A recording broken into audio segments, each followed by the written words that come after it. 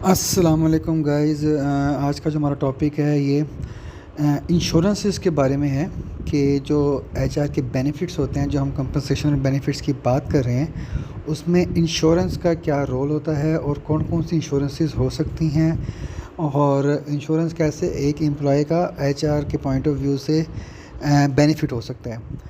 तो पाकिस्तान या इंडिया की अगर बात करेंगे, पाकिस्तान मोस्टली दो तरह की इंश्योरेंस ऑर्गेनाइजेशन अपने एम्प्लॉयज़ को देती है। एक होती है लाइफ इंश्योरेंस और एक होती है हेल्थ इंश्योरेंस। हम दोनों को डीपली और टेक्निकली तौर पर इस वीडियो के अंदर देखेंगे कि कैसे लाइफ इंश्योरेंस की जाती है एम्प्लॉयर की तरफ से या ऑर्गेनाइजेशन की तरफ से, और कैसे हेल्थ इंश्योरेंस की जाती है, और क्या क्या इसके क्राइटेरियाज़ होते हैं और क्या क्या इसके फर्दर बेनिफिट्स या लिमिटेशंस होती हैं, ख़ासतौर पर जो हेल्थ इंश्योरेंस होती है। तो सबसे पहले देखते हैं लाइफ इंश्योरेंस क्या है। लाइफ इंश्योरेंस एक ऐसी इंश्योरेंस होती है जो ऑर्गेनाइजेशन अपने एम्प्लॉयज़ को, मतलब कि खुदा ना खास्ता during job, during service employ की डेथ हो जाती है तो उसको एक सर्टेन लिमिट की अमाउंट इंश्योरेंस के ज़रिए उस एम्प्लॉय की फैमिली को या बैकग्राउंड को मिलती है। तो ये एक लमसम होता है, प्रॉपर इसका एक एमओयू होता है या स्टाम्प पेपर होता है। क्या इंश्योरेंस की पॉलिसी के ऊपर जब साइन होते हैं तो उसमें उसमें डिडक्शन नहीं हो रही होती एम्प्लॉय की तरफ से, बट एम्प्लॉयर जो है वो थोड़ी बहुत कंट्रीब्यूशन कर रहा होता है इंश्योरेंस कंपनीज़ को। तो उसका क्या होता है, उसका ये होता है कि जब खुदा ना खास्ता एम्प्लॉय की डेथ हो जाती है during job, during service, retirement से पहले या रिज़ाइन से पहले, या इवन कॉन्ट्रैक्ट में भी नहीं होना चाहिए, एक प्रोबेशन पीरियड में भी नहीं होना चाहिए, तो ये भी उसकी एक क्राइटेरिया है। तो इसके अकॉर्डिंग कोई डेथ हो जाती है तो उसका जो एक सर्टन होती है उसको मिलती है। फिर अगर हम बात करते हैं हेल्थ इंश्योरेंस की, हेल्थ इंश्योरेंस इसमें 3 तरह की इंश्योरेंस आती है। कम्प्रिहेंसिव कवरेज आता है जिसके अंदर ओपीडी, आईपीडी, मतलब कि आप जाते हैं, आप किसी डॉक्टर ने चेकअप किया, उस डॉक्टर की जो फ़ीस होती है, ओपीडी फ़ीस होती है, वो उसको दी जाती है। फिर एक होता है ऑर्गेनाइजेशनल रोल, जिसमें होता है कि जो ग्रुप्स होते हैं, लाइक इतने कैडर के लोग जो होते हैं, ऑफिसर कैडर के लोग, इतनी लिमिट होती है, वो 1 लाख रुपए पर ईयर तक इंश्योरेंस ख़रीद कर सकते हैं या यूज़ कर सकते हैं। ऑफिसर से ऊपर जो मैनेजर लेवल के होते हैं वो 10 लाख तक या 5 लाख तक कर सकते हैं। जो सीईओ लेवल होते हैं वो 50 लाख तक की इंश्योरेंस को अवेल कर सकते हैं।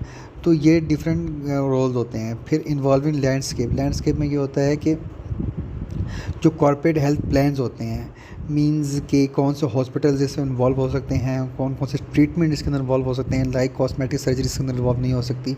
तो इस तरह के फिर यही जो रोल्स होते हैं ये डिफ़ाइन करता है एचआर। अब एचआर कैसे है, सबसे पहले तो उसने जो कंपनीज़ होती हैं, इंश्योरेंस कंपनीज़ होती हैं, उसके साथ डीलिंग करनी होती है, नेगोशिएशन करनी होती है, कोऑर्डिनेशन करनी होती है। फिर एम्प्लॉय को अवेयर करना होता है, एम्प्लॉय को बताना होता है कि आपकी ये इंश्योरेंस है, लाइफ इंश्योरेंस में ये लिमिट्स हैं और हेल्थ इंश्योरेंस में ये लिमिट्स हैं।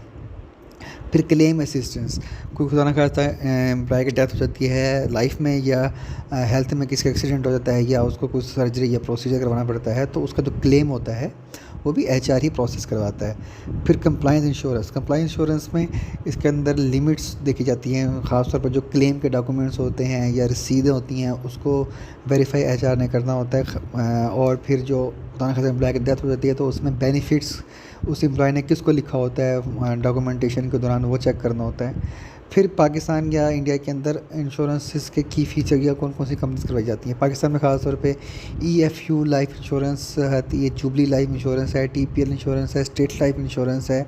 फिर ये सारी हेल्थ इंश्योरेंस भी दी जाती है, जबकि इंडिया में स्टार इंश्योरेंस है, लाइफ इंश्योरेंस कॉर्पोरेशन है।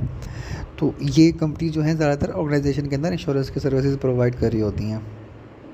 अच्छा, जो लिमिट्स होती हैं इंश्योरेंस कंपनी की तरफ से डिफाइन नहीं होती, ये ऑर्गेनाइजेशन की तरफ से डिफाइन होती है। ये एचआर डिफाइन करता है कि एक एम्प्लॉय है, ये अगर कॉस्मेटिक सर्जरी नहीं करवा सकता, जस्ट एक्सीडेंशियल या कोई और सर्जरी या प्रेगनेंसी फॉर एग्जांपल, तो वो करवा सकता है। तो ये वाली जो पॉलिसीज़ होते हैं या क्राइटेरिया होते हैं ये ऑर्गेनाइजेशन डिफाइन करती हैं, इंश्योरेंस का इसमें कोई लेना देना नहीं होता।